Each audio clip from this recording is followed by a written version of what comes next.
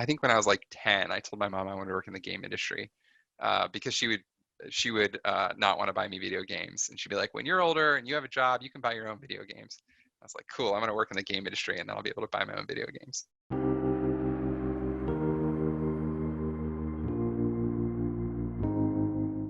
The overall goal of the R&D office is to develop theses towards game development in terms of ideas we might think would be compelling to players, and then build small prototypes to prove or disprove those theses. If a thesis is proven valid, or we think there's a track for it to be valid, then that will move a game into pre-prod and we'll start thinking about how we should make this game instead of whether we should. My background's IT and technology and frankly, just computers in general. Before R&D, I was running an initiative called the Digital Workplace, which was responsible for managing a lot of our internal applications and systems and trying to solve problems related to those for rioters. I knew that I wanted to try and work in games, and I knew that R&D was really where I wanted to be.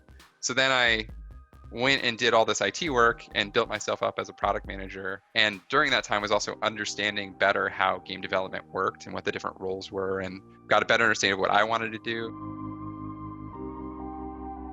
About 2.5 years ago, I was reaching a point where I was like, okay, I really need to work on games. And I had this idea for making a mobile auto battler. And so I pitched that idea to Tom and JD, who are the folks who run R&D. And so they were like, oh, clearly you have some sense of the market because we've been looking at this. And Riot obviously went on and made TFT, which wasn't born of my pitch, but was, my pitch was definitely along the same lines.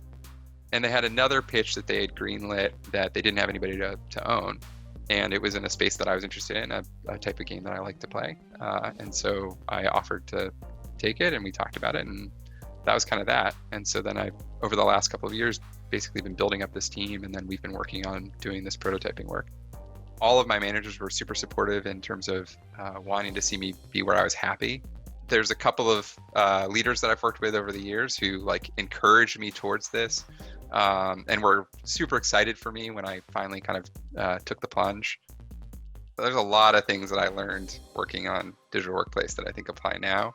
One is the team management aspect. I was running a group of about 25 people, and there's all sorts of things that go into running an org of that size. It's managing conflict, it's making sure that people are motivated, making sure that they understand their goals. On the other kind of end of the spectrum, and this is more traditional product management in my mind, is just identifying your audience and the needs of your audience. The mindset we always had was that we wanted to create tools that made rioters' lives easier and really solved for their needs. That kind of audience analysis, I think, translates pretty well to a lot of the work that we're doing now, where we're thinking about, okay, what are the needs of the people who we're making this game for, and how do we make sure that we're fulfilling those needs and that this is something that they're going to enjoy and want to come back to. I think all of those things translate really well to running a smaller team and having to do a lot of the similar exercises in building an R&D prototype.